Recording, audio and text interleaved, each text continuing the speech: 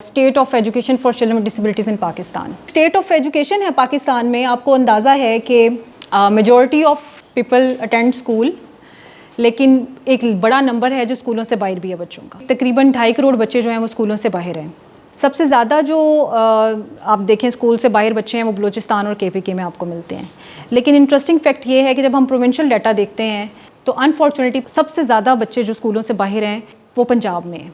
The concept of remote learning, यानी आप school से बाहर हैं और आप कैसे सीखते हैं, यानी एजुकेशन को अब आप वो जो कॉन्सेप्ट था कि वो स्कूल की बाउंड्रीज़ के अंदर होगी, वो वहाँ से निकल के हर जगह पहुँच चुकी है और वो आपको रिमोट लर्निंग और ब्लेंडेड लर्निंग और ये सब लर्निंग टूल्स जो आपको कोविड-19 ने सिखा दिए हैं उसकी वजह से आपके पास आसानी हो गई है। ओके, आज हम बात करने जा रहे हैं state of education for children with disabilities in Pakistan.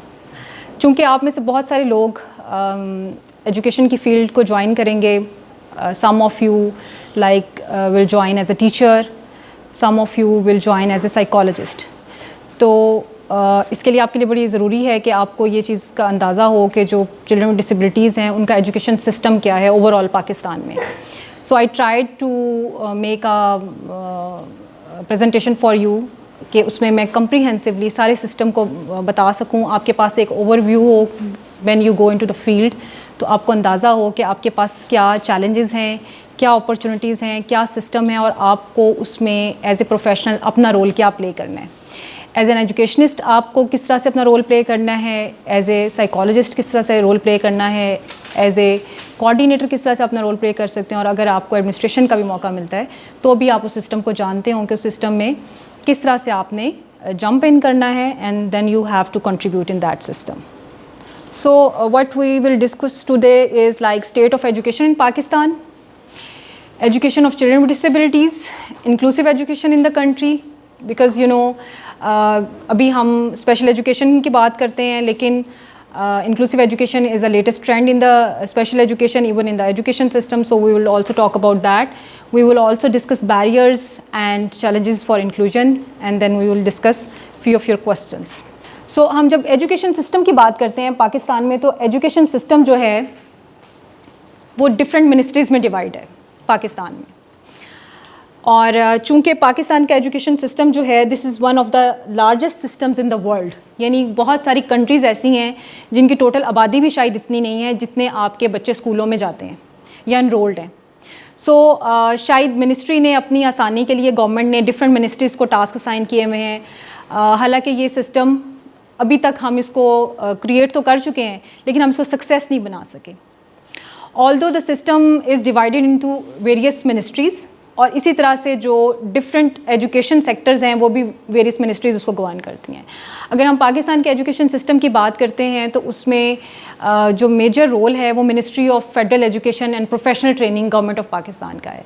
You well no कि जो हमारा दो बॉडीज़ हैं पाकिस्तान में, एक प्रोविंशियल बॉडी, एक फेडरल बॉडी है। तो federal body is the main body that governs the whole system, और फेडरल बॉडी में फेडरल एडमिनिस्ट्रेशन जो है पूरी एजुकेशन की वो मिनिस्ट्री ऑफ फेडरल एजुकेशन और प्रोफेशनल ट्रेनिंग देखती है।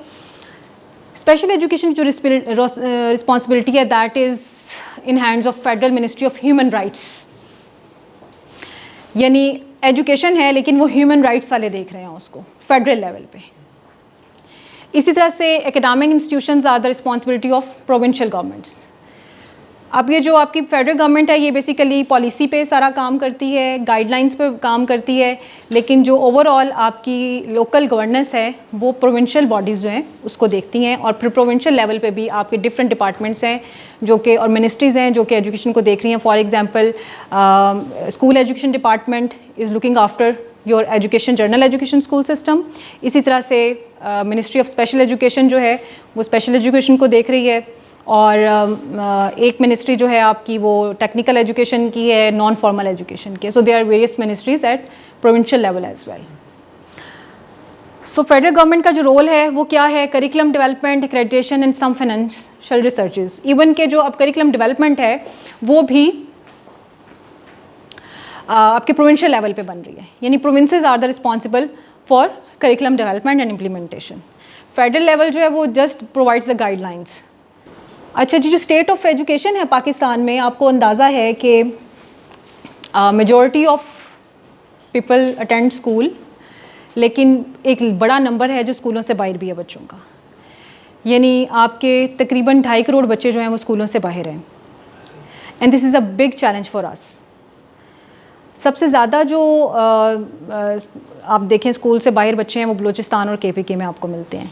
लेकिन इंटरेस्टिंग फैक्ट ये है कि जब हम प्रोविंशियल डाटा देखते हैं और वर्ल्ड वाइड इसको कंपेयर करते हैं तो अनफॉर्चुनेटली पंजाब, जिसको आप एक अच्छा प्रोविंस समझते हैं, ये समझते हैं कि this is most developed province all over Pakistan, तो सबसे ज़्यादा बच्चे जो स्कूलों से बाहर हैं वर्ल्ड वाइड वो पंजाब में हैं, and that is because of the number of the population, right. So this is also a challenge for us, for educationists, for planners, stakeholders, कि आप इतने सारे बच्चों को किस तरह से इंक्लूड करेंगे। although there is a lot of efforts behind lot of ministries, जैसे हमने बात की, और उन मिनिस्ट्रीज़ के पास बहुत सारे फंड्स और बहुत सारी ह्यूमन रिसोर्स भी है, लेकिन फिर भी हम जो है वो मैक्सिमम बच्चों तक रीच आउट नहीं कर पा रहे हैं। although बजट जो है वो एक चैलेंज है, हमारा एजुकेशन का बजट शायद अप टू द मार्क नहीं है, जितना बजट होना चाहिए उतना अवेलेबल नहीं है, लेकिन जितना है शायद हम उन रिसोर्सेज को यूज़ करते हुए भी उन सब बच्चों तक अभी तक नहीं पहुंच पाए। And when we talk about these 22.84 million children, इसमें से तकरीबन 5 मिलियन बच्चे जो हैं वो प्राइमरी लेवल की एज के हैं, और अब ये कहा जा रहा है कि ड्यू टू कोविड सिचुएशंस, जो स्कूल क्लोजर्स हुए और जो लर्निंग गैप्स आए, उसकी वजह से ये तादाद काफ़ी बढ़ गई है और ये तकरीबन 7 मिलियन तक जो है वो पहुंच चुके हैं। और अनफॉर्चुनेटली बजाय इसके कि हम इसको गेन करते हैं, हम रीच आउट करते, हम पीछे की तरफ जा रहे हैं। और जेंडर वाइज अगर हम देखते हैं तो girls are more out of school than boys. ये जो आउट ऑफ स्कूल बच्चे हैं इनका तकरीबन 1/3 अबाउट 3.5 मिलियन जो है वो बच्चे हैं जो कि डिसेबिलिटीज़ के साथ हैं।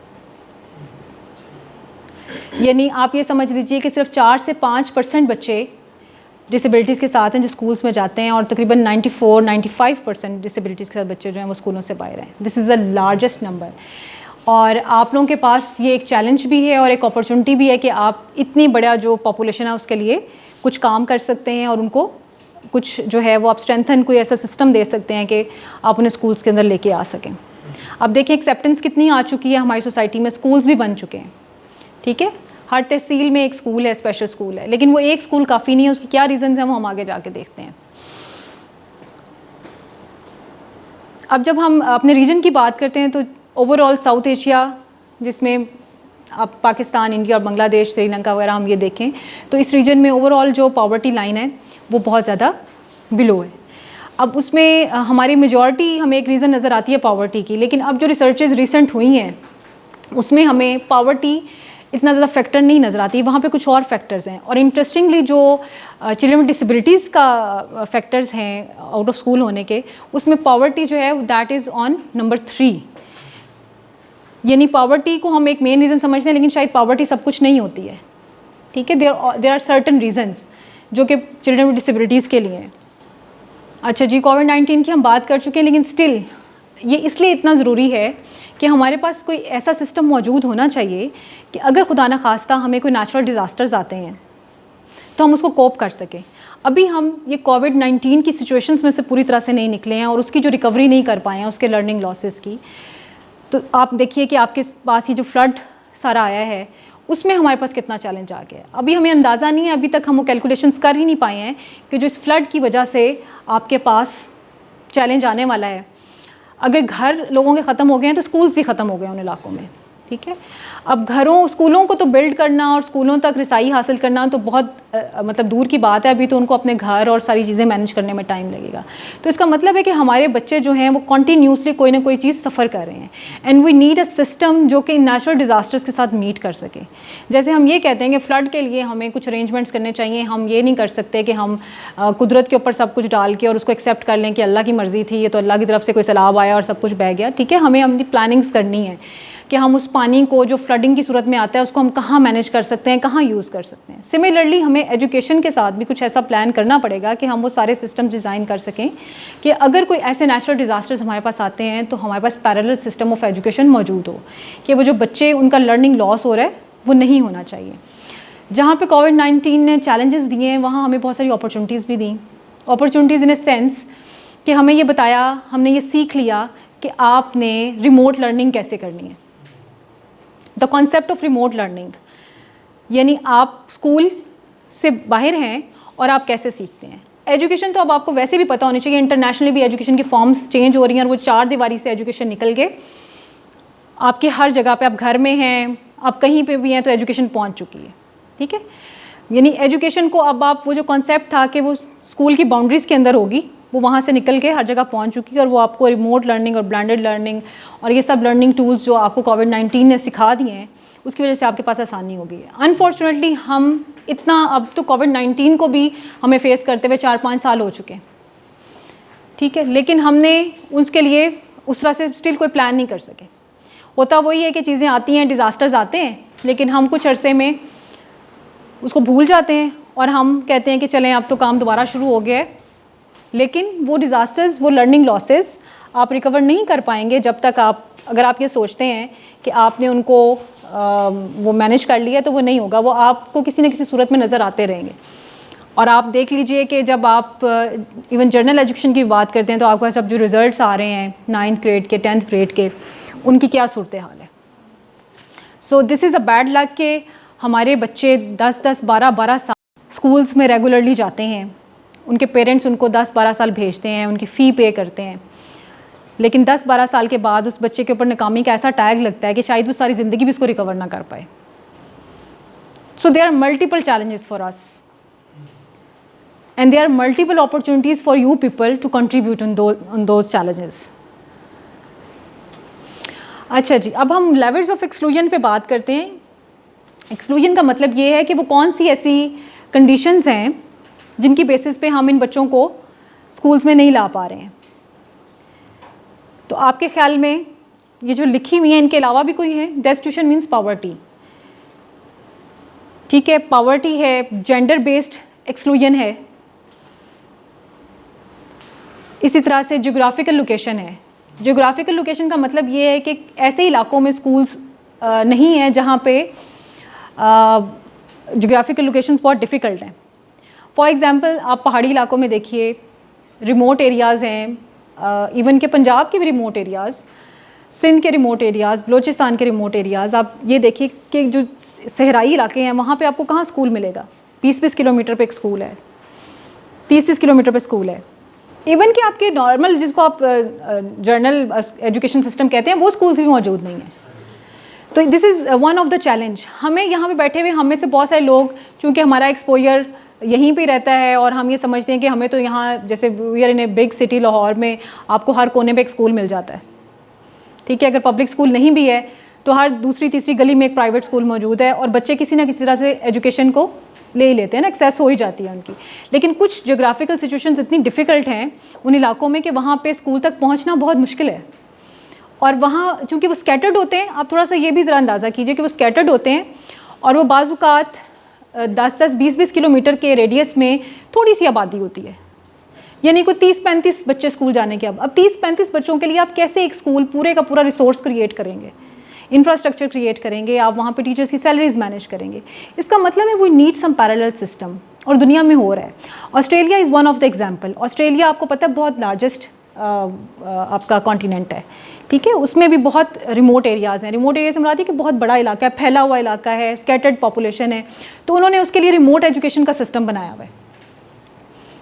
उन्होंने ऐसे सोल्यूशंस दिए हुए हैं कि बच्चे स्कूल ना भी आएँ लेकिन उनका एजुकेशन सिस्टम चल रहा हो, यानी वो घर पे बैठ के अपनी असाइनमेंट्स को कंप्लीट कर सकें, और जिसको आप डिस्टेंस एजुकेशन भी कहते हैं। तो this is very important for us as well. Awareness का मसला नहीं है, हमने सिस्टम भी नहीं दिया, रिसोर्सेज ही नहीं प्रोवाइड किए। आप देखें अब हायर लेवल पे तो एटलीस्ट है, जैसे हमारे पास कुछ एग्जांपल्स हैं 1-2 यूनिवर्सिटीज़ की। We have Allama Iqbal open university, we have virtual university, लेकिन these systems are offering education at higher education level mostly, ठीक है, या फिर मैट्रिकुलेशन से शायद उनका ये भी है। लेकिन जो आपकी बेसिक एजुकेशन है उसके लिए आपके पास रिमोट एजुकेशन का कोई सिस्टम नहीं है still. We have a department for non formal education, लेकिन वो इस तरह से इतना पैथेटिक सिस्टम है उनका कि आप उसको पैरेलल लेके चल ही नहीं सकते। आप उसकी क्वालिटी को इंश्योर कर ही नहीं सकते कि जो बच्चे स्कूल में बैठ के पढ़ रहे हैं और जो बच्चे नॉन फॉर्मल एजुकेशन में पढ़ रहे हैं उनकी एजुकेशन का लेवल सेम हो सकता है. So it means this is one of another task and challenge for us. Language is a barrier. ठीक है, हम लोगों के यहाँ शायद हम वही बात है कि आप जिस प्रोविंस में रह रहे हैं, जिस सिटी में रह रहे हैं, वहाँ पे इतना मसला नहीं है. लेकिन जो कुछ इलाके ऐसे हैं जहाँ पे मदर लैंग्वेज या उनकी जो लोकल लैंग्वेज है वो और तरह से है, वहाँ पे लैंग्वेज के साथ मीट करना, रिक्वायरमेंट के साथ, इंग्लिश तो बहुत दूर की बात है, उर्दू में भी उनको मसला होता है. ठीक है, यानी उनका उर्दू का एक्सेंट या उर्दू की वोकैबुलरी भी नहीं है. हमारे लिए तो हम इंग्लिश को एक बैरियर बनाए रखते हैं ना, लेकिन वो इलाके जहाँ पे उनकी मदर लैंग्वेज या उनके जो लोकल लैंग्वेज है उर्दू नहीं है, उनके लिए उर्दू में भी पढ़ना बहुत मुश्किल है. उतना ही मुश्किल है जितना किसी के लिए इंग्लिश को पढ़ना मुश्किल है या किसी भी लैंग्वेज को. So language is one of the barrier जिसको रिमूव करने की ज़रूरत है और इस पर काम करने की ज़रूरत है. The other is disability as well. Disability जब कहीं हो जाती है तो वो एक और बैरियर बन जाता है, यानी उसकी रिक्वायरमेंट्स डिफरेंट हो जाती हैं. अब जब हम ये जियोग्राफिकल लोकेशंस की बात कर रहे हैं तो जस्ट इमेजिन कि जो पहाड़ी इलाकों में डिसेबिलिटी होती होगी, फॉर एग्जांपल फिजिकल डिसेबिलिटी है, अब वो एक पहाड़ पे रहते हैं और स्कूल 4 पहाड़ क्रॉस करके जाना पड़ता है. तो आप बताएं कि वो बच्चा कैसे जाएगा? नहीं, वहाँ तो व्हील चेयर भी नहीं चल सकती. मतलब आप जब सोचते हैं ना तो थोड़ा सा अपने ज़हन को ब्रॉड स्पेक्ट्रम में सोचें कि हमने जब प्लानिंग्स करनी है, हम प्लान करते हैं अच्छे अच्छे रेस्टोरेंट्स, होटल्स में बैठ के, ठीक है, ऐसे कमरों में बैठ के, हमारे जो प्लानर्स हैं. लेकिन हमें जो एक्चुअल जिसको आप कहते हैं सिचुएशंस हैं उनको भी जहन में रखना है. वहाँ पे अगर कोई ब्लाइंड है तो आप देखिए कि उसके लिए कितना मुश्किल होगा एक्सेस करना स्कूल को, किसी प्लेस को. तो पेरेंट्स भी अफोर्ड नहीं कर पाएंगे. मतलब अफोर्ड करना तो बहुत दूर की बात है, इट सीम्स इम्पॉसिबल कि वो वहाँ तक कैसे पहुँचे. अवेयरनेस हो भी तो आपके पास जब रिसोर्सेज ही नहीं है, आप क्या करेंगे? कुछ भी नहीं कर पाएंगे. So there are different challenges at every level. अच्छा जी, फिर है सिस्टमैटिक एंड स्ट्रक्चरल एक्सक्लूजन. इस पे भी हम बात करेंगे कि सिस्टमैटिक और स्ट्रक्चरल एक्सक्लूजन क्या होती है. देखिए, कुछ है रैंडमली निज़ाम कुदरत जिसको आप कहते हैं. ठीक है, अब कुदरत का निज़ाम है कि उसने कुछ चीज़ें किसी तरह से बना दी हैं, कुछ किसी तरह से बना दी हैं, वो तो ऑटोमेटिकली एक्सक्लूड हो जाती हैं. लेकिन जब हम सिस्टम्स को ऐसे डिज़ाइन कर देते हैं कि आप एक्सक्लूजन क्रिएट करते हैं, यानी इसकी मिसाल ये है, आपने जो मिनिस्ट्रीज़ बनाई हुई हैं उसमें आपने सिस्टम ऐसा डिज़ाइन कर दिया है कि एक बच्चा दूसरे स्कूल में नहीं जा सकता.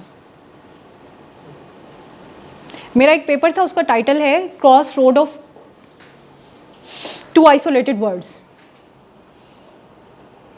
यानी 2 आइसोलेटेड वर्ड्स क्रिएट कर दी गई हैं बच्चों के लिए.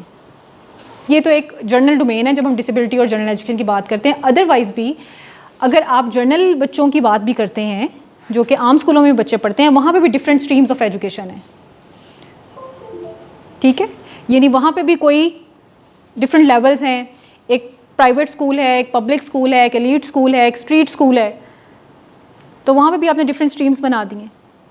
इसी तरह से यानी आप सिस्टम इस तरह का डिज़ाइन कर देते हैं कि आप एक्सक्लूड कर रहे हैं. आपने अपनी एडमिशन पॉलिसी ऐसी बना दी कि बच्चे के अंदर फ़लाँ क्वालिटीज़ होंगी, ये क्राइटेरियाज मीट करता होगा तो हम उसको स्कूल में रखेंगे, वरना हम नहीं रखेंगे. हमारी पॉलिसी ये नहीं कहती है. इसका मतलब है कि हमने सिस्टम को ऐसे डिज़ाइन किया कि हम खुद एक्सक्लूड करना चाहते हैं. यानी एक तरफ हम बात करते हैं एजुकेशन फॉर ऑल की, हमारा कॉन्स्टिट्यूशन ये कहता है, हमारी नेशनल इंटरनेशनल जितनी भी कमिटमेंट्स हैं वो ये कहती हैं कि तमाम बच्चों को इक्विटेबल अपॉर्चुनिटीज़ मिलनी चाहिए. लेकिन हमने जो सिस्टम्स डिज़ाइन किए हुए हैं वही इक्विटेबल नहीं है. तो इट मीन्स कि कुछ मार्जिनलाइजेशन जो है वो रैंडम होती है, नेचुरल होती है, और बाकी हम उसको खुद इस तरह से डिज़ाइन कर देते हैं. यानी सिस्टम हम ऐसा डिज़ाइन कर देते हैं कि वो सिस्टमेटिक मार्जिनलाइजेशन का शिकार हो जाते हैं. और जो सिस्टमेटिक मार्जिनलाइजेशन है वो ज़्यादा ख़तरनाक होती है, वो ज़्यादा जो है वो बैरियर्स क्रिएट करती है. और जब हम ये बात करते हैं एजुकेशनल मार्जिनलाइजेशन की तो अल्टीमेटली ये सोशल एक्सक्लूजन की तरफ जाती है. यानी सोशल इंटीग्रेशन के लिए स्कूल जो है या तालीमी निज़ाम जो है वो एक ऐसा इदारा है जो कि आने वाले टाइम के लिए या सोशली इंटीग्रेट होने के लिए स्टूडेंट्स को या अफराद को तैयार करता है। ऐसे ही है ना। तो जब आप इसी लेवल पे एक्सक्लूड कर देंगे और आप एजुकेशन में डिफरेंट पैरामीटर सेट कर देंगे, फॉर एग्जांपल एक एलीट स्कूल में पढ़ा हुआ बच्चा कभी भी किसी स्ट्रीट स्कूल के या पब्लिक स्कूल के बच्चे के साथ दोस्ती नहीं करना चाहेगा। और सिमिलरली जब वो जॉब मार्केट में जाते हैं, वर्क प्लेस पे जाते हैं, सोसाइटी में इंटीग्रेट होते हैं, तो तब भी वो उसे फासला ही रखते हैं। जो स्ट्रीट स्कूल में पढ़ने वाला बच्चा है या पब्लिक सेक्टर में पढ़ने वाला बच्चा है, वो हमेशा उसका कॉन्फिडेंस लेवल लो रहता है। वो ये समझता है कि शायद due to this school system मेरे पास कुछ ऐसा है जो मैंने नहीं सीखा है, कुछ नॉलेज कम है मेरे पास। हालांकि ऐसा नहीं होता है। अब मसला माइंडसेट का होता है। जो माइंडसेट वहाँ डेवलप कर दिया जाता है या इस साइड पर डेवलप कर दिया जाता है, वो उसके अंदर एक्सक्लूजन क्रिएट करके रखता है। वो एक लाइन ऑफ स्ट्रीम क्रिएट कर दी, इसने इस रुख को चलते जाना है, इसने इस रुख को, वो कभी भी आपस में मिलते नहीं हैं। So this is very important for countries. जिन कंट्रीज़ में उन्होंने एजुकेशन सिस्टम को इस तरह से डिज़ाइन कर दिया है कि वो मार्जिनलाइजेशन नहीं करते, एक्सक्लूजन नहीं करते, वहाँ पे माइंडसेट पे लोगों के और वो जो सोशल एक्सक्लूजन वाले पैरामीटर्स हैं वो हमें नज़र नहीं आते। एक्सेप्टेंस नज़र आती है हर लेवल पे। फिर उनको ये फील नहीं होता कि ये ड्राइवर का बच्चा हमारे साथ पढ़ रहा है या माली का बच्चा पढ़ रहा है या लेबर का बच्चा पढ़ रहा है। ठीक है, वो वहाँ पे कभी भी, और ना ही फिर प्रोफेशंस के लिए हेट क्रिएट होता है, ना टैक्सी ड्राइवर्स के लिए होता है। हमारे यहाँ किसी को पता लग जाए तो वो कितना फील करते हैं इस चीज़ को। और उसकी वजह यही है कि हमारा जो बेसिक तरबियत का अदारा है वो स्कूल होता है, उसको ही हमने सेग्रीगेटेड सिस्टम्स में डिवाइड कर दिया हुआ है, not only for children with disabilities but also for general education system.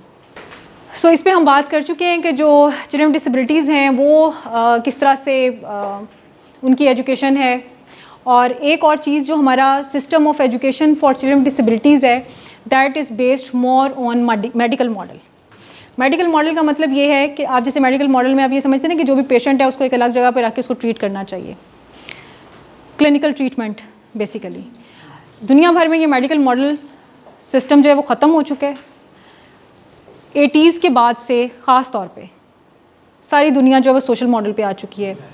कुछ कंट्रीज़ में सोशल मॉडल पे काम हो रहा है, कुछ कंट्रीज़ में जो है ह्यूमन राइट्स बेस्ड अप्रोच के ऊपर काम हो रहा है। और सोशल मॉडल और ह्यूमन राइट्स मॉडल जो है वो ये कहता है कि जो डिसेबिलिटी है उसको आपने एज एन इंडिविजुअल के तौर पे नहीं लेना है, बल्कि आपने इन्वायरमेंट को एक्सेसिबल बनाना है और इन्वायरमेंट को कंफर्टेबल बनाना है टू रिड्यूस द डिसेबिलिटी। लेकिन अनफॉर्चुनेटली हमारा जो स्कूल सिस्टम है या हमारा एजुकेशन सिस्टम है, still we fall in medical model. Medical model का मतलब ये कि आपने स्पेशल एजुकेशन के अदारे अलग बनाए हुए और एजुकेशन के अदारे आपने अलग बनाए हुए हैं। तो चाहे टीचर हैं या साइकोलॉजिस्ट हैं, वो भी इसी तरह से काम करते हैं।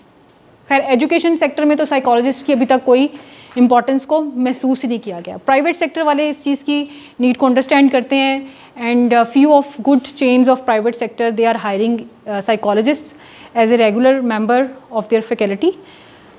लेकिन स्पेशल एजुकेशन में एक साइकोलॉजिस्ट हर स्कूल में मौजूद है।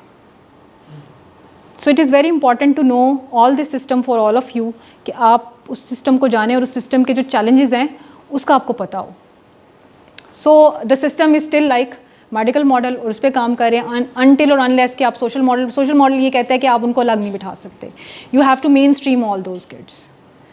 और हमारे जो स्टेक होल्डर्स हैं वो अभी तक इस चीज़ को समझ नहीं सके, और मेन स्ट्रीम करना जो है वो एजुकेशन डिपार्टमेंट जो है उसकी ज़िम्मेदारी है। अच्छा जी, प्राइवेट सेक्टर में कुछ हद तक जो है इंक्लूसिव एजुकेशन पे या सोशल मॉडल के ऊपर काम हो रहा है। कुछ प्राइवेट इदारे ऐसे हैं, लेकिन अनफॉर्चुनेटली हमें ये नज़र आ रहा है जब हम रिसेंटली उनको रिव्यू करते हैं तो वो भी कहीं किसी स्टेज पे जाके स्टक हो चुके हैं। वो इस वजह से कि जाहिर है जब पूरे का पूरा सिस्टम आपको सपोर्ट नहीं करेगा तो एक इदारे के लिए बहुत ज़्यादा चैलेंजेस क्रिएट हो जाते हैं। उसकी एक्सेप्टेंस ही लेना कि आप पूरे सिस्टम में उसको एक्सेप्ट करवाएं और फिर उसको आगे आपने नेक्स्ट स्टेप पे भी तो लेके जाना है ना। यानी आपने बच्चा अगर प्राइमरी लेवल तक किसी इंक्लूसिव स्कूल में पढ़ा है, किसी एनजीओ ने बनाया है, किसी ऑर्गेनाइजेशन ने बनाया है, अब जब वो 6th ग्रेड में जाता है तो 6th ग्रेड में उसके पास कोई इंक्लूसिव स्कूल नहीं है, तो वो तो अगेन फिर सेग्रीगेटेड सिस्टम में चला गया ना। तो इट मीन्स कि हमें ओवरऑल सिस्टम को थोड़ा सा रिव्यू करने की ज़रूरत है। अच्छा, these are the few causes, जैसे हम बात कर रहे थे कि ये बच्चे जो स्कूलों से बाहर होते हैं इनकी कॉजेज़ क्या हैं, तो उसमें मैंने आपसे कहा कि पॉवर्टी देखिए चौथे नंबर पे है। पहले नंबर पे आपकी स्कूल रेडीनेस, यानी आपके जो स्कूल्स हैं दे आर नॉट प्रिपेयर। अब जब मैंने बात की कि आपका जो जनरल एजुकेशन सिस्टम वहाँ पे तो इवन साइकोलॉजिस्ट भी नहीं है, तो who is going to understand the needs of special children. तो आपके जो रेगुलर स्कूल्स डोर स्टेप पे मौजूद हैं वो तो रेडी नहीं है उनको अवेल करने के लिए। Then comes the access to primary school. Access से मुराद वही बात जो मैं भी कर रही थी कि स्कूल डिस्टेंस इतना ज़्यादा है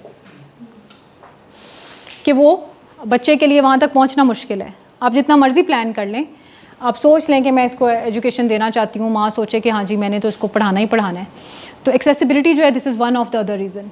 अच्छा जी, हमारा जो एजुकेशन का सिस्टम है, इवन जो सेग्रीगेटेड सिस्टम भी है worldwide, they are very forms of different disabilities. कुछ जो हैं वो अराउंड WHO कहता है कि डिफरेंट 13 टाइप्स की मेन कैटेगरीज हैं जिसमें डिसेबिलिटीज़ फॉल करती हैं। लेकिन हमारे यहाँ पे जो सेपरेट स्कूल्स बने हुए हैं स्पेशल एजुकेशन के, वहाँ पे 5 तरह की डिसेबिलिटीज़ को डील किया जाता है।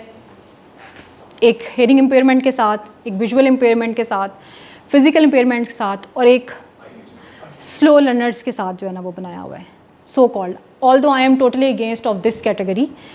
मतलब आप स्लो लर्नर्स तो हम सब में से कोई भी हो सकता है, तो अब आप सिर्फ इस बेस पे कि बच्चा सीख नहीं रहा, थोड़ी सी उसकी पेस स्लो है, तो आप उसको उठा के बिल्कुल ही एक स्पेशल सेग्रीगेटेड सिस्टम में फेंक दें। किसी एक डोमेन में होते भी हैं इंटेंशनली, मतलब हम ये नहीं कर सकते हैं ना कि आपने सिर्फ एक बेस ही नहीं, कोई ऐसी रीज़न भी नहीं है।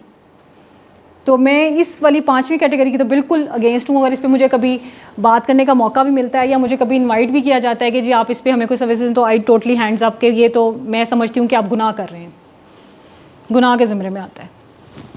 अच्छा जी, प्राइवेट सेक्टर्स जो हैं they are providing limited access, but कुछ कैटेगरीज ऐसी हैं हमारी डिसेबिलिटीज़ की जिनको पब्लिक सेक्टर भी आपका एड्रेस नहीं कर रहा, जैसे कि children with autism spectrum disorder. जो ऑटिज़म स्पेक्ट्रम डिसऑर्डर के साथ बच्चे हैं वो आपके पब्लिक सेक्टर में भी कम मिलते हैं। शायद एक आधा आपका स्कूल है पब्लिक सेक्टर का पूरे पाकिस्तान में जो कि इसको इंक्लूड करता है। अदरवाइज़ इस फील्ड के लिए पब्लिक सेक्टर में बहुत कम जो है वो एक्सेसिबिलिटी है। इसी तरह से जो लर्निंग डिसेबिलिटीज़ हैं जिसको दुनिया भर में एक डिसेबिलिटी की कैटेगरी में इंक्लूड किया जाता है, वो हम समझ नहीं पाते हैं, उसके लिए कोई अरेंजमेंट्स नहीं है। और ये बच्चे जो हैं हमारे आम स्कूलों में बैठे हुए होते हैं, इनकी आइडेंटिफिकेशन कोई नहीं है।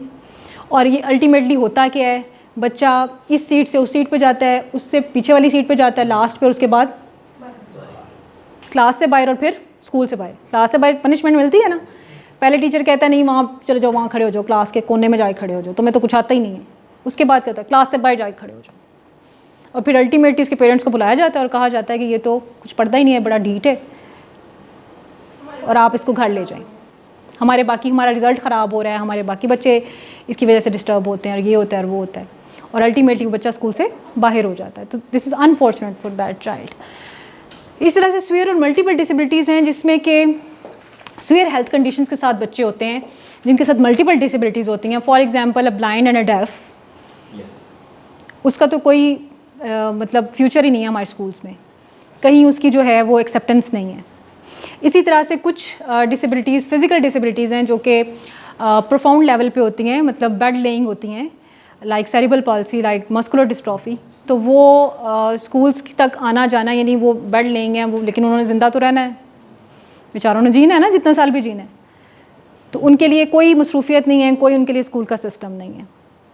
इवन के कुछ हेल्थ इम्पेयरमेंट्स के साथ, जैसे एपिलेप्सी के साथ हैं, एपिलेप्टिक बच्चों को भी एक्सेप्ट नहीं किया जाता स्कूल में, ठीक है। यानी एपिलेप्सी जिसको आप समझते हैं ना, दौरा वगैरह पड़ता है, ठीक है।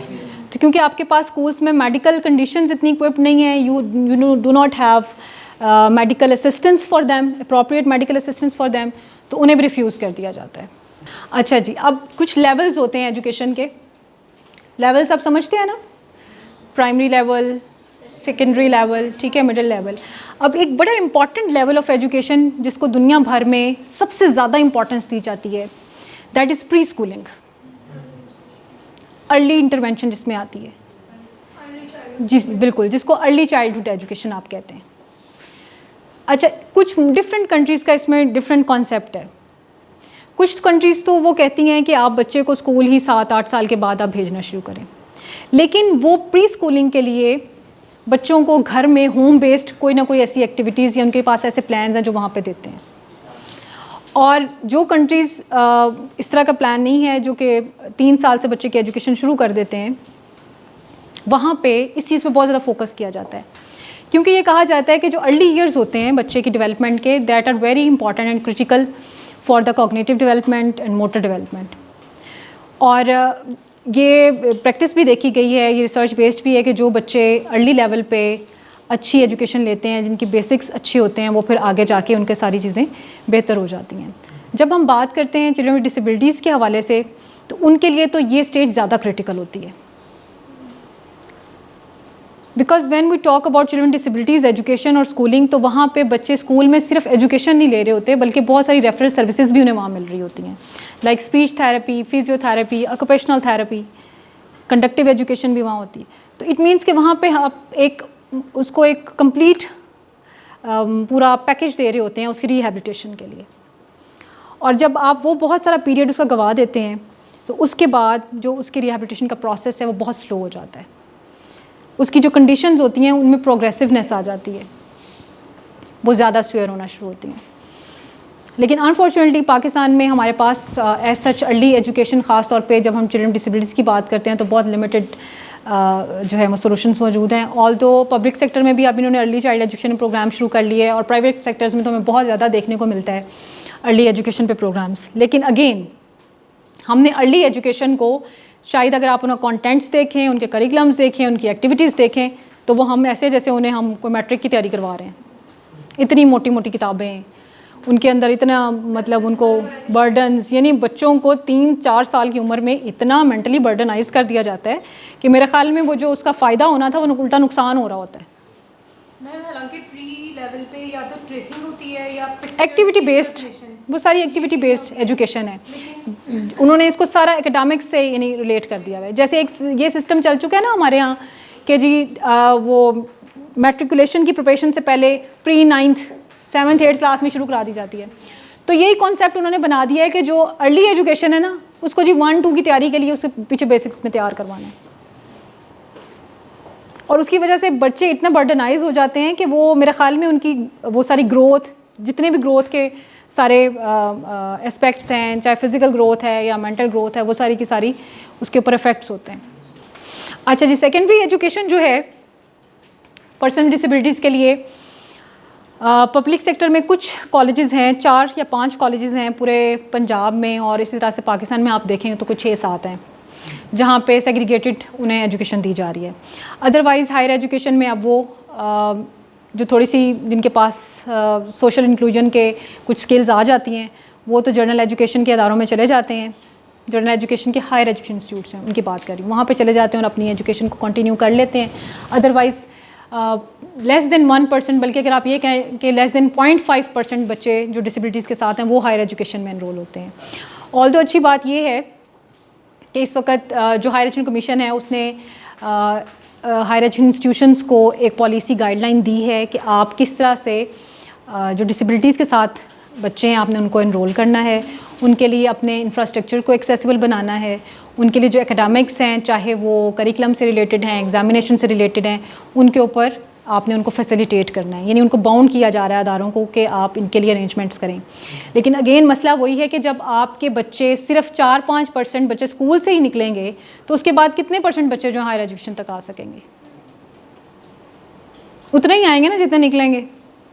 बल्कि हायर एजुकेशन में तो जैसे आप जनरल एजुकेशन की बात करते हैं, वहाँ पे भी अगर आपके प्राइमरी स्कूल्स में या बेसिक एजुकेशन को स्कूल एजुकेशन कहते हैं, वहाँ पे 60% बच्चे इनरोल हैं, तो हायर एजुकेशन में सिर्फ 10% बच्चे आते हैं। देखिए कितनी परसेंटेज कम हो जाती है। इसी तरह से डिसेबिलिटीज़ के साथ जो बच्चे हैं वो स्कूल्स में 4-5% हैं, तो कॉलेज लेवल तक आते 1% से भी कम हो जाते हैं। अच्छा, इसी तरह से इनके लिए जो टेक्निकल एंड वोकेशनल एजुकेशन है उसका भी एक कॉन्सेप्ट है पाकिस्तान में, वो कुछ स्कूल्स में दी जा रही है, लेकिन अनफॉर्चुनेटली वो भी इतनी दकियानूस किस्म की वोकेशनल एजुकेशन ट्रेनिंग है, यानी उसमें कैंडल मेकिंग सिखाई जाती है या कुर्सियाँ बुननी सिखाई जाती हैं। कि आप सोच नहीं सकते कि मार्केट में जाके उसको क्या सेल करेगा और क्या उसमें से जो है ना उसको मिलेगा। यानी जो लेटेस्ट टेक्नोलॉजी के साथ चीज़ें हैं या ये टेक्निकल एजुकेशन है उसके ऊपर फोकस बहुत कम है। अच्छा जी, इंक्लूसिव एजुकेशन की बात करें पाकिस्तान में तो ये 2000 के अर्ली ईयर्स जो थे उसमें स्टार्ट हुई, उसका आगाज़ हुआ। उस लेवल पे इसको बहुत ज़्यादा अभी एक्सेप्ट नहीं किया जाता था क्योंकि जैसे मैंने आपको बताया कि यही समझा जाता रहा है, स्टिल मेडिकल मॉडल है कि इन बच्चों के लिए सेग्रीगेटेड सिस्टम होना चाहिए। ये बच्चे जो है वो जनरल एजुकेशन सिस्टम में फॉल नहीं कर सकते, वहाँ पे इनकी एजुकेशन नहीं हो सकती है और इनको बहुत क्लिनिकल सेटिंग की ज़रूरत होती है, इनको स्पेशल एक्सपर्ट्स की ज़रूरत होती है।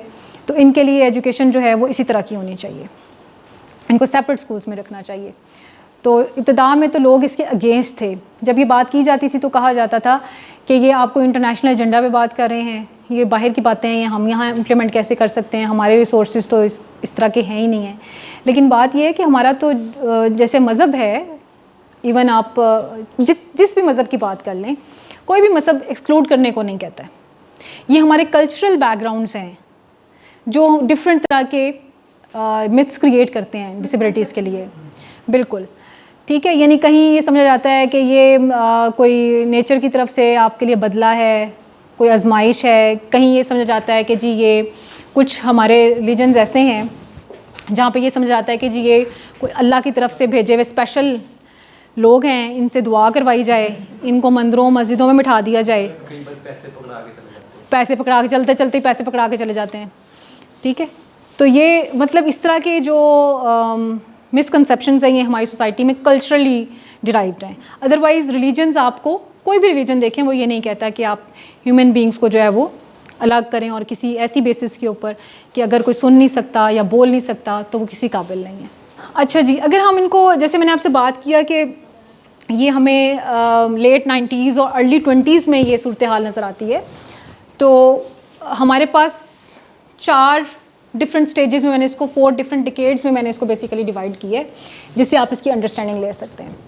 The first stage is like late 90s and early 20s। उसमें इसकी कॉन्सेप्ट डेवलपमेंट पे बात की। कॉन्सेप्ट डेवलपमेंट क्या है कि ये जानने की कोशिश की जाए कि इंक्लूसिव एजुकेशन होती क्या है। ठीक है, यानी इंक्लूसिव एजुकेशन का कॉन्सेप्ट क्या है। सबसे पहले कोई भी जब नया आइडिया आता है तो उसके लिए हम उसके कॉन्सेप्ट पे काम करते हैं। Then advocacy. एडवोकेसी फेज़ का मतलब ये है कि फिर लोगों ने इसके ऊपर बात करना शुरू की, यानी इसकी हमायत में इसकी एडवोकेसी शुरू की कि ये एक अच्छा ट्रेंड है और इसके ये फ़ायदे हैं। यस, उसकी अवेयरनेस क्रिएट करना शुरू की बेसिकली। और अवेयरनेस के लिए डिफरेंट फॉर्म्स यूज़ किए गए, जैसे कि सेमिनार्स की शक्ल में हमें नज़र आना शुरू हुए, कंसल्टेशन की शक्ल में नज़र आना शुरू हुए, यानी स्टेक होल्डर्स ने इस पे कंसल्टेशंस करना शुरू की, इस पे जो है वो डिस्कशंस करना शुरू की और उसके ऊपर फिर वो किसी डिसीजंस के ऊपर आए कि yes this is a new trend in the education और specifically for the education of children with disabilities. तो उसके ऊपर आप किस तरह बात कर सकते हैं। देन 2010 से onwards the phase was like experimentation. Experimentation से मुराद ये है कि फिर इस चीज़ को पायलट प्रोजेक्ट के तौर पे लॉन्च किया गया। पायलट प्रोजेक्ट के तौर पे डिफरेंट ऑर्गेनाइजेशंस, प्राइवेट सेक्टर्स ने इसको इनिशिएट किया। यानी प्राइवेट ऑर्गेनाइजेशंस, आपको पता है, they are always open for any innovative ideas, क्योंकि उनके पास इंफ्रास्ट्रक्चर बेहतर होता है, रिसोर्स पार्ट्स उनके पास बेहतर होती हैं और लिमिटेड भी होता है ना। यानी आपने एक इदारे को ठीक करना है, उसमें कोई इनोवेशन लेके आनी है तो you can do it quickly.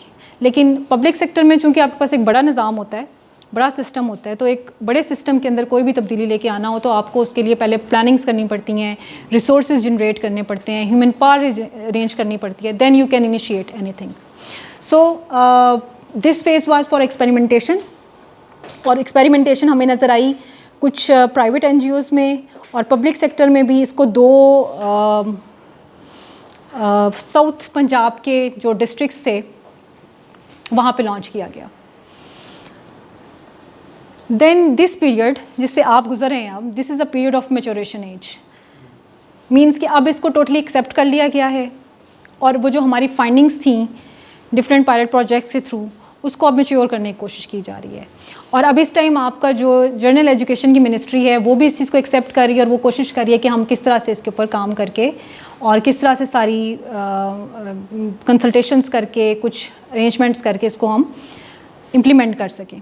और नो डाउट कि इसकी इम्प्लीमेंटेशन में आपके पास जो भी इस टाइम कमिटमेंट्स हैं, लाइक नेशनल कमिटमेंट्स और इंटरनेशनल कमिटमेंट्स में सस्टेनेबल डेवलपमेंट गोल्स आपने सुने होंगे, आप जानते हैं। उसका जो गोल 4 है वो ये कहता है कि education for all persons must be equitable, inclusive and on that pattern that can create life long learning skills among all learners. So ये सारी चीज़ें हमें बाउंड करती हैं कि हम अपने एजुकेशन सिस्टम को इसके मुताबिक अरेंज कर सकें। ये भी उसी की डिटेल है सारी। ओके, अब हमने सारी बड़ी अच्छी अच्छी बातें कर ली। हमें बड़ा फैसिनेट करता है when we talk about inclusion और we talk about the idealistic situation for special children और ओवरऑल एजुकेशन सिस्टम।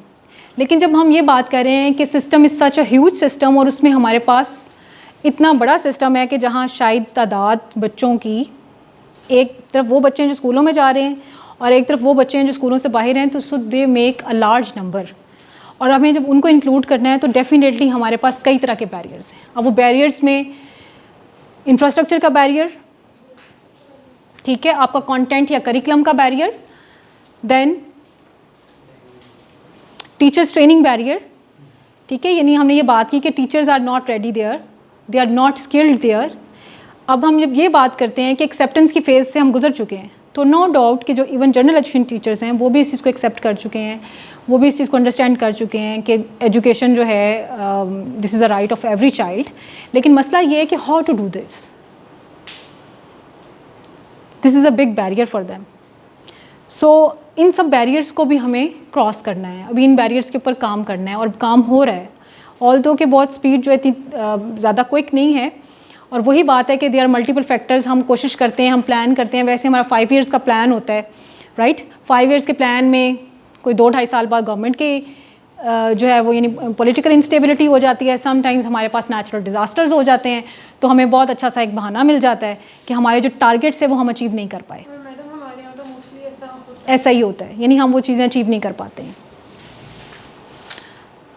सो इसमें आप देखिए कि बैरियर्स में जैसे मैंने सारी चीज़ें डिस्कस की हैं। सबसे पहला तो यानी प्रेवलेंस जो है डिसेबिलिटी की, हम वो ही नहीं पूरी यानी सेंसस हम नहीं कर पाते। हमारे पास यही कंप्लीट डाटा नहीं है कि हमारे पास बच्चे हैं कितने, वो किस किस डिसेबिलिटी के हैं। When we talk about the schooling, तो हमें ये पता होना चाहिए ना कि हमने कितने बच्चे जो हैं वो उनके ये मसला है कि उन्हें नज़र नहीं आता, तो उनके लिए कैसा सिस्टम होगा, उन्हें हम कहाँ क्या रिसोर्सेज देंगे। कितने बच्चे ऐसे हैं जिनकी फ़िज़िकल इंफ्रास्ट्रक्चर्स की नीड है, कितने लोग ऐसे हैं जिनकी हेयरिंग इम्पेयरमेंट की नीड्स हैं। हमारे पास जब तक ये डाटा नहीं होगा हम कैसे अप्रोप्रिएट एलोकेशन ऑफ रिसोर्सेज कर पाएंगे। यानी हम अगर सिमिलर रिसोर्सेज हर इलाके में भेजना शुरू कर दें और एक जगह पे तो वो इस्तेमाल हो, दूसरी जगह पे वो इस्तेमाल ना हो, पड़ा रहे, तो उसका क्या फ़ायदा है। हमने ये देखा है ना, जो पायलट प्रोजेक्ट्स हुए हैं उसमें यानी इकट्ठे बल्क में चीज़ें खरीदी गई। फॉर एग्जांपल 15-15, 20-20 व्हील चेयर्स खरीदी गई और किसी स्कूल में भेज दी। अब वो स्कूल की मिल्कियत है, वो स्कूल का टीचर हेडमास्टर बेच भी नहीं सकता उसको, और वो उसके स्टोर रूम में पड़ी हुई 20 व्हील चेयर्स ख़राब हो रही हैं। यूज़ करने वाले कोई 1 या 2 लोग थे। इसी तरह से हमने ये देखा कि हेयरिंग एड्स खरीदे गए, ठीक है, वो भी हेयरिंग एड्स आपने 20-25 खरीद के एक स्कूल में भिजवा दिए कि जी हम इंक्लूसिव एजुकेशन कर रहे हैं, अगर कोई बच्चा आएगा तो उसको ये दे दिया जाएगा। अब वो शायद वहाँ उस स्कूल में 1 या 2 बच्चे हेयरिंग इम्पेयरमेंट के साथ आए होंगे, बाकी वहीं पड़े ख़राब हो गए। तो इसका मतलब है आप रिसोर्सेज भी वेस्ट कर रहे हैं। So when you have to plan something you must need and require a complete data. आपके पास कंप्लीट नंबर होने चाहिए। इसकी एग्जांपल ऐसी है जैसे आपके घर में अगर गेस्ट आ रहे हैं, आपको जब पता होगा कि आपने 5 लोगों के लिए खाना अरेंज करना है या 10 लोगों के लिए करना है, तो आप क्या करेंगे। फिर आप उसमें आगे भी फिर वो करते हैं, आप ये देखते हैं कि इसमें कोई बूढ़े लोग हैं तो उनका वो ये खाते होंगे, बच्चे हैं तो बच्चों के लिए हमें कोई चिप्स वेप्स, कोई नगेट्स, ऐसी चीज़ें बनानी हैं, ठीक है। इसी तरह से फिर आपको ये पता होगा कि आजकल डायबिटीज़ है, कोई विदाउट शुगर लेता है, तो हमें ऐसी चीज़ अरेंज करनी है। तो आप देखें जब आपके पास ये इन्फॉर्मेशन होगी तो आप कितना अच्छा अरेंजमेंट कर सकेंगे। या बजाय से कि सिर्फ आपको ये बताया जाए कि 10 लोग आ रहे हैं और आप एक जैसा खाना बना के रख दें, हो सकता है कोई वेजिटेरियन हो, वो खाता ही ना हो, मीट, आपका मीट तो वहीं पड़ा रह जाएगा ना, आपने कितना अच्छा बनाया होगा, लेकिन उसके लिए यूज़लेस है। आप एक स्कूल में 10 टीचर्स भिजवा देते हैं और वहाँ पे बच्चे कम हैं, तो स्कूल के हिसाब से उसकी नीड वो एक्सेस हो जाती है रिसोर्सेज की। और एक स्कूल है वहाँ पे शायद 10 टीचर्स की ज़रूरत थी और आपने जो है वो 5 टीचर्स भिजवा दिया, तो इसका मतलब है कि आपने रिसोर्सेज को प्रॉपर एलोकेट नहीं किया। बाकी ये सारी बातें आपकी पैंडेमिक की और जो है वायलेंस की और टेररिज्म की और ये सब चीज़ें, ये these are also the barriers. अच्छा जी, ये चैलेंजेस तो हैं, ये यहाँ पे लिखे हुए हैं, लेकिन आप लोगों की असाइनमेंट ये है कि मैंने अभी ये पूरे सिस्टम को आपके साथ डिस्कस किया है, राइट? इसका ब्रीफ मैंने आपको एक हॉलिस्टिक सिचुएशन बता दिया है कि क्या है क्या नहीं है। अब आपकी असाइनमेंट ये है कि आपने एटलीस्ट 3 चैलेंजेस जो आपको लगते हैं कि आप जब ज्वाइन करेंगे अपनी फील्ड को, तो कौन से ऐसे 3 मेन चैलेंजेस होंगे जिनको आपको डील करना होगा। तो first thing is to identify those challenges, और फिर सेकंड आपने उसके लिए सजेशंस देनी है कि आप क्या समझते हैं कि क्या हो सकता है।